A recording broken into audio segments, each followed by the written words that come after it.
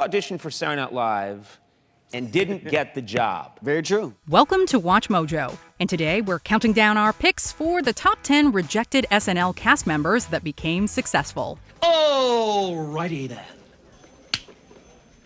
For this list, we're looking at the people who auditioned for Saturday Night Live and didn't make it, but who became successful in their own right. Which of these stars do you think would do best on SNL? Let us know in the comments. Number 10. John Goodman. John Goodman is beloved for playing Dan Connor on Roseanne and the Connors, as well as roles in films like The Big Lebowski and The Emperor's New Groove. Sure, I'll do what I can. But he didn't quite cut it for SNL. Goodman was in the running for the show's 6th season and narrowly missed out, being passed over for Joe Piscopo. Hello, my name's Paulie Herman. Nice to meet you. I'm from Jersey. However, there don't seem to be many hard feelings between the actor and the show. So far, he's hosted 12 times and has made 10 cameos, including multiple appearances as Linda Tripp. You betrayed your friend by taping private phone conversations. I don't want to talk about that. Now that's what we call a good man. Number 9. Aubrey Plaza. Aubrey Plaza's deadpan comedic stylings seem like they'd be perfect for contrasting the more exaggerated mannerisms of other SNL cast members. Every time someone calls and requests a meeting with you, I always schedule it for March 31st. Why? Because I didn't think March 31st existed. But the Parks and Recreation star was turned down by the show. Plaza had worked on the show as an intern, but when it came time to actually audition for the 34th season, something apparently didn't click. They're called jobs, something a f***ball like you wouldn't know anything about. In a 2012 interview, Plaza said she had wanted to be on SNL for, quote, as long as she could remember. So while the rejection likely stung, Plaza was still thankfully able to share her comedic talents with the world. Yeah, no, I'd be into that. Number 8. Mindy Kaling. Like many other comedians, Kaling has cited SNL as an influence, and she's also guest written for some of an episode. Do you like it? I love it. I mean, I get to bring life into this world. She was given the chance to audition in 2006, but the show ultimately turned her down.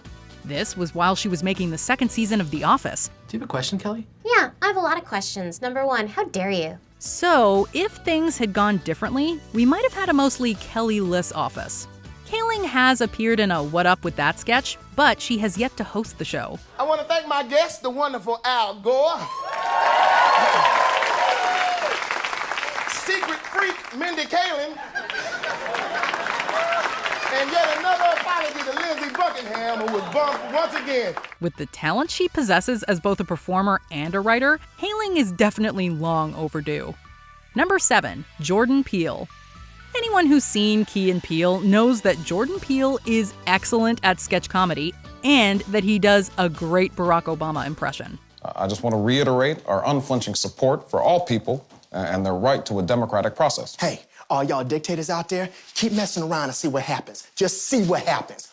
Watch. But before co-starring in his own show, Peele auditioned to play Obama in 2008, the same year Fred Armisen was cast. Peele was already a veteran of sketch comedy as a cast member of Mad TV with Keegan-Michael Key.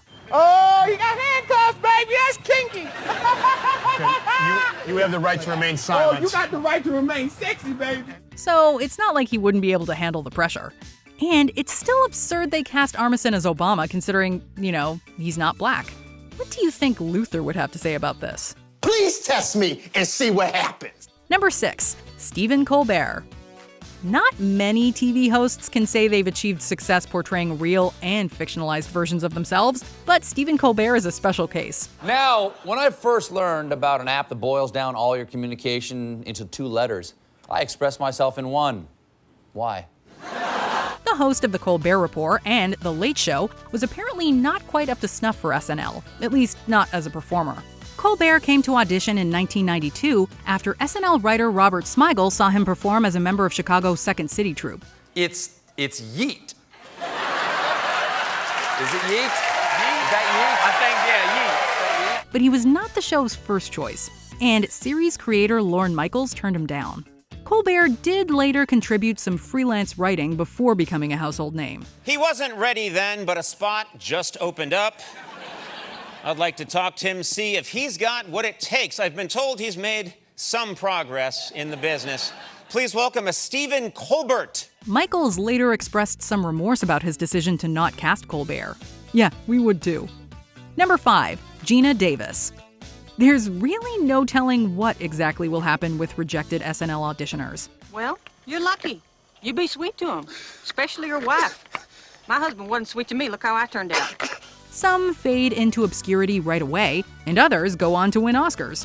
5 years before taking home the Best Supporting Actress trophy for The Accidental Tourist, Gina Davis auditioned for SNL's 10th season. We just got on like a house of fire. Seems you took a shine to me. I couldn't say why. Cast member Harry Shearer described it as being, quote, awkward and uncomfortable for everybody involved. Pamela Stevenson ended up with Davis's spot on the show, but Davis became a bona fide movie star and hosted the show in 1989. Putting something together like this, it's very hard. It's not easy, is it? It's a hard job preserving the past. I'm sure. We definitely think she got the better end of the stick there. Number 4, Donald Glover. Donald Glover has one of the most enviable resumes of any artist working today, with hit movies, hit TV shows, and hit singles. What up? Yo. So why didn't he make it on SNL? When Glover was working as a writer on 30 Rock, he auditioned specifically to play then presidential candidate Barack Obama for the show's 33rd season. And as we mentioned, the part went to Fred Armisen. This might have been a blessing in disguise, as the 33rd season was largely truncated due to the ongoing writer's strike. What is going on in there? Why? What is taking so long? I wasted all day here for you. The Soul Train Awards were tonight. Donald Glover hosted the show in season 43 and performed under his musical alter ego Childish Gambino. So now who's laughing? Not me. Is there anything he can't do? Number 3, Lisa Kudrow. The people who are asked to audition for SNL are all understood to be talented, but sometimes things just don't go their way. That's what happened when future Friends star Lisa Kudrow missed out on joining the show's 16th season cast. I think we should go back out there as ourselves and just have fun like we always do. A member of famed Los Angeles comedy troupe The Groundlings, Kudrow was vying for a spot with fellow member Julia Sweeney, who was ultimately cast. Regarding her showcase audition, Kudrow described herself as, quote, unnerved and clearly not ready. Nervous? Me? No. You? No. I want this to happen. So do I. But she didn't give up, and a few years later, she established herself as one of the funniest people in entertainment. You know, this is really great. Yeah. Yeah, we should really do this more often. Yeah, I'd like that. Number 2, Kevin Hart. So far, Kevin Hart has hosted SNL 3 times, and we expect many more hosting gigs to come. God, it feels good to be back in Newark, people. It feels so good. So, how does someone with so much clear talent and comedic energy not get cast? According to Hart, it was his choice of impression. In an interview with Conan O'Brien, Hart said he spoofed Avery Johnson, basketball coach and previous point guard for the San Antonio Spurs. What? Exactly. You see everybody's face? I did an impression of a person that nobody knew. Lorne Michaels was reportedly clueless about who Johnson was, and Hart was rejected by SNL. Maybe he should have done his Shaq impression instead. Every dog has his day, but it's nighttime. No time for dogs. Dogs are asleep, so it's cat time. Cats come out at night. Freaks come out at night. Shaq a freak. Before we unveil our top pick, here are some honorable mentions. Zach Galifianakis, the Hangover star, auditioned in 1999. Hey guys, you ready to let the dogs out? What? Do what?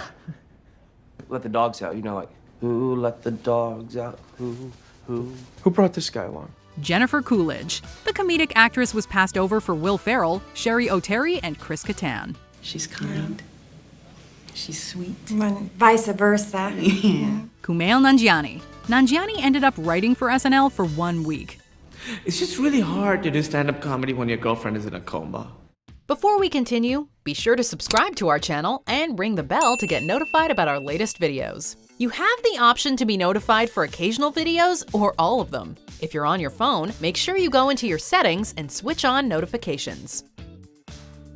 Number 1, Jim Carrey. Not only was Jim Carrey, a man whose comedic energy could wreck the Richter scale, turned down by SNL, he was turned down twice. He first auditioned for the show's 6th season, its first without creator Lorne Michaels. Carrey tried again for season 11, but was again rejected. Michaels says that Carrey never personally auditioned for him, which seems like a pretty good way to save face for such a blunder. Whew. Now I feel better. The rubber-faced Carrey later found a home on another sketch show, In Living Color. And his success as a movie star eventually brought him to the SNL stage. And a toast to the greatest family anybody could ever have. To the Carreys. Success really is the best revenge. Do you agree with our picks? Check out this other recent clip from WatchMojo. And be sure to subscribe and ring the bell to be notified about our latest videos.